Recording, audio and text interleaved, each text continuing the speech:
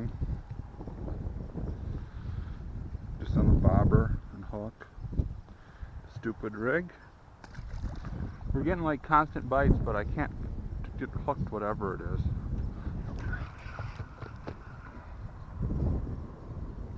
This is probably a turtle. It's just sitting out in the current.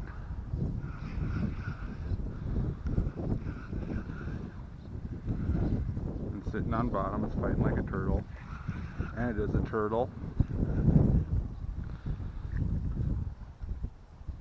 My favorite thing. Another one of my favorite turtles. I should put one of you in the building at work.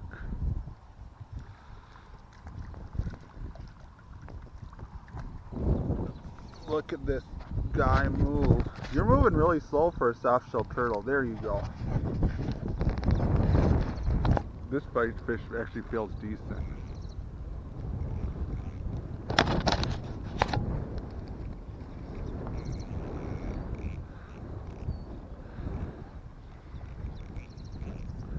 What is this, a carp?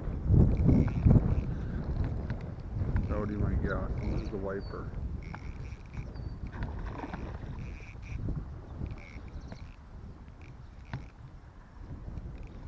Oh, it's a quillback.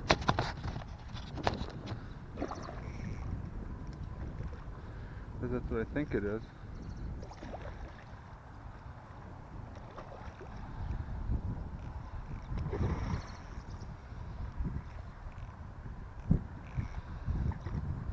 Well, this is an Asian carp.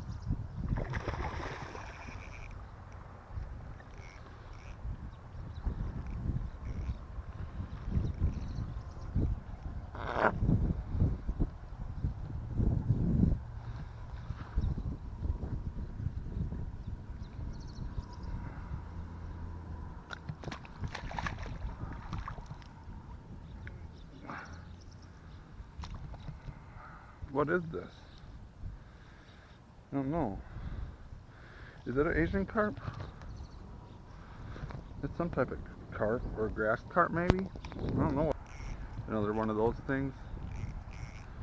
Oh, this is a walleye.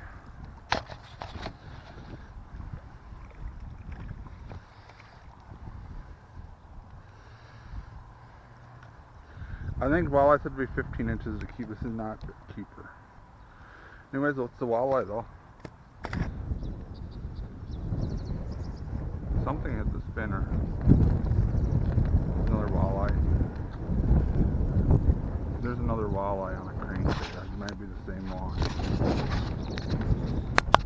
It's not a big one. It's definitely a walleye.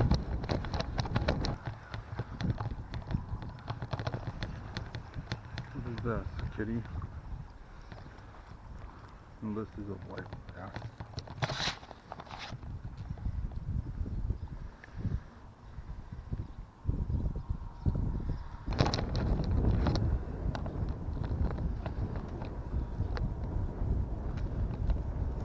Quickly hooked up to my waist right here, and we got this big catfish on, and we got it.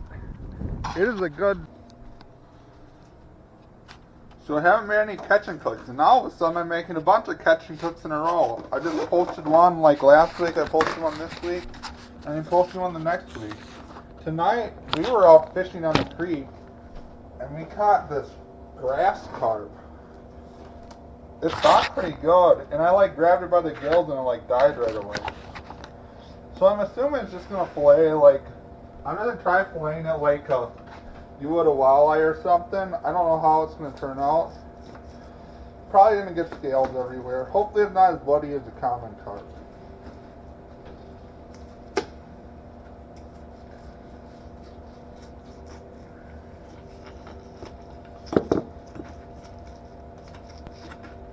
There's a lot of meat on this.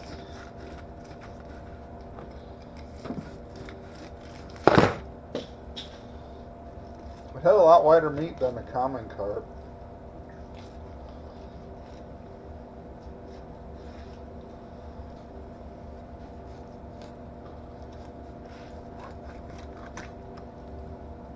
What's that nasty stuff in its stomach? Is that just like a bunch of insects?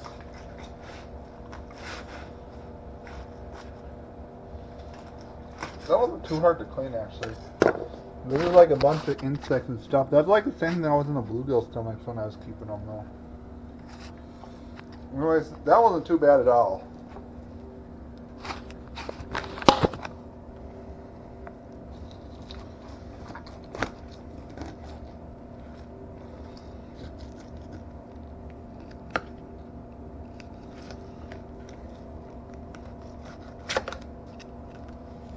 I'm just getting scales all over my apartment.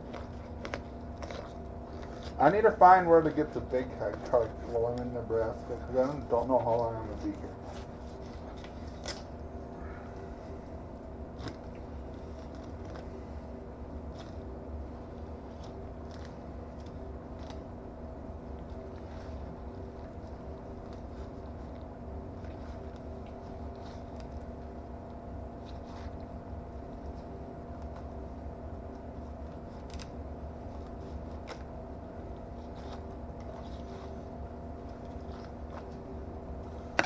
So there it is.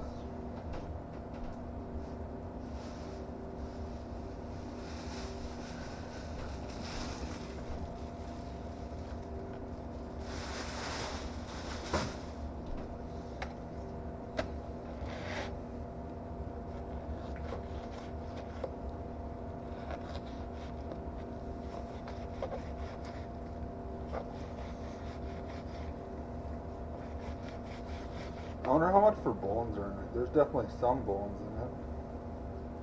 You know what we could do? If it's bony, we could run it through my meat grinder and just make fish patties. I think that's what we'll do with it. Because there's a lot of bones in it.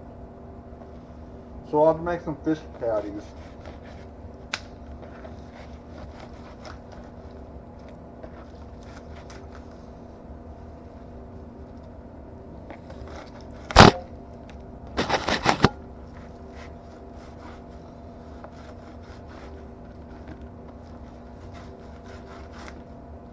Because the meat on it looks good. It doesn't smell strong. It's a little red, but it's going to be tough to fry unless you cut it, grind it up.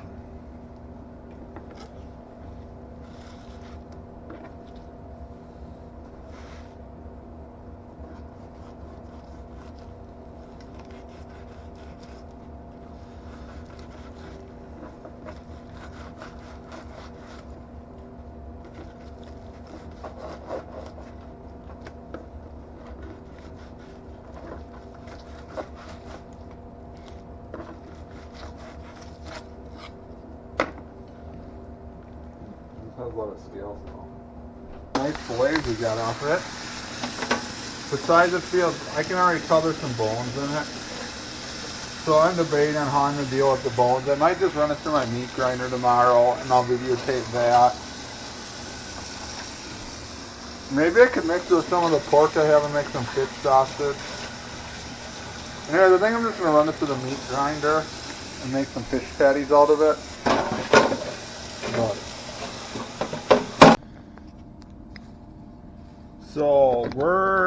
So there's a lot of meat on that. I don't even know that. I should almost freeze the one fillet. That's what I am going to do. That's more than I can eat. Those are nice fillets. So we have our grass carp fillet right here. We need to clean off we should just take the laptop off of my table. So I told my buddy Lubaka Video that I was going to do this catching hook, and he told me how to prepare this carp, so I'm going to go off his recommendation because he's eaten a lot more carp than I have. What we're going to do is get our tin foil. This tin foil is really old. You don't want to get a piece of tin foil longer than the length of your fish, so I need to get it a little longer.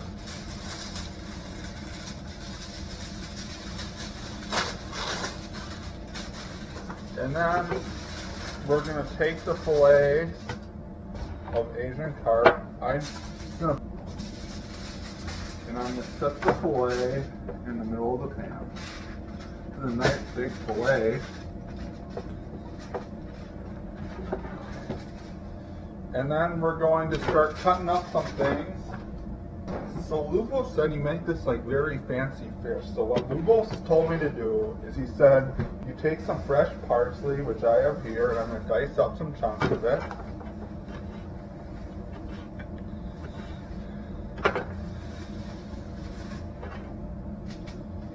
Put that on top of the fish. Then I have some dill. Ooh, that parsley smells delicious. Some dill that I bought that's kind of dried out, and I'm going to put that on top of it.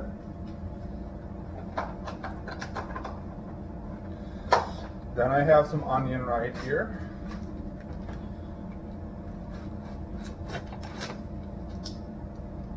I'm going to put some onion slices with it. Here.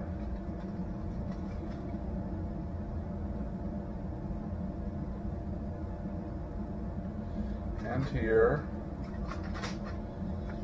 I'm going to put some, he said freshly squeezed. I think it should already be plenty salty, so I probably just need to put some pepper on it. So I had it soaking in salt water.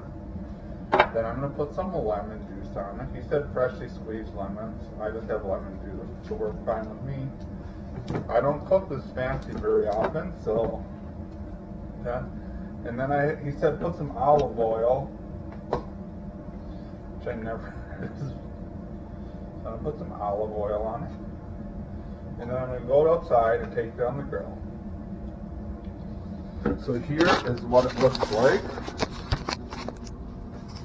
Let me get a picture with my phone for Insta or Pinterest.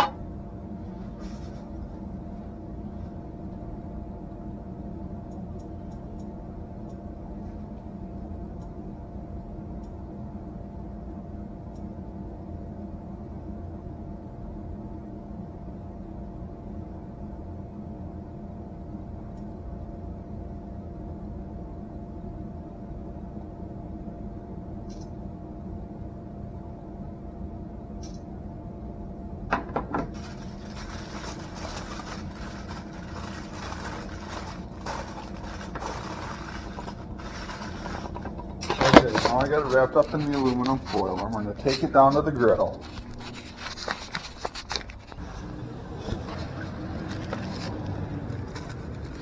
So we got some potatoes cooking on here too.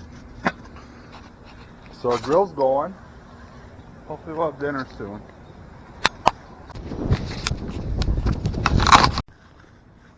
So let's see how this is cooking.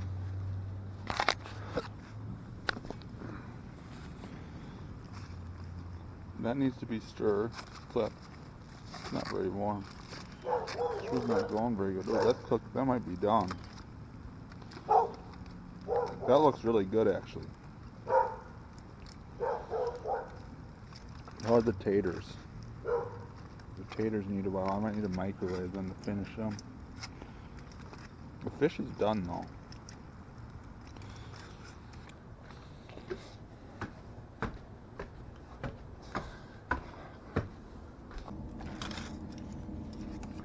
So here's our finished Asian grass carps. This is Asian carp, actually.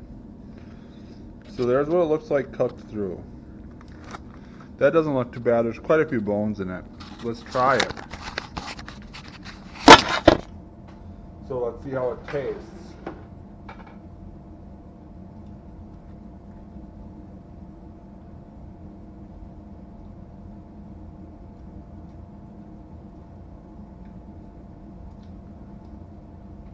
Besides the bones, it tastes really good. Really good. Even where the red line is, it tastes good. So grass carp must not taste as strong as common carp. Anyways, this catch and cook was worthwhile trying. And we have another fillet of this I'll end up grilling up sometime again.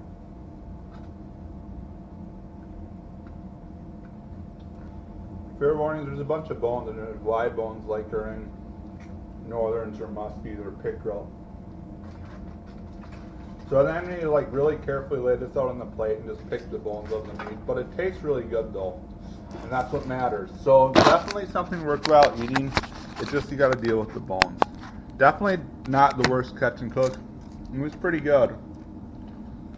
So if I catch another one, I might keep it, but it's definitely pretty good eating fish, even though it's called a carp. I don't think these eat as much junk as common carp though. Anyways, I'll see you on my next video. If you like it, give it a thumbs up. If you don't like it, give it a thumbs down.